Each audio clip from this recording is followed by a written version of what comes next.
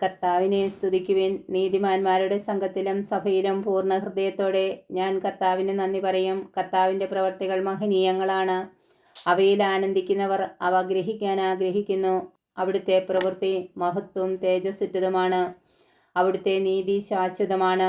തൻ്റെ അത്ഭുത പ്രവർത്തികളെ അവിടുന്ന് സ്മരണീയമാക്കി. കർത്താവ് കൃപാലുവും വാത്സല്യനിധിയുമാണ്.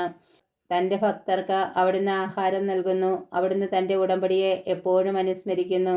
ജനതകളുടെ അവകാശത്തെ തൻ്റെ ജനത്തിന് നൽകിക്കൊണ്ട് തൻ്റെ പ്രവർത്തികളുടെ ശക്തിയെ അവർക്ക് വെളിപ്പെടുത്തി.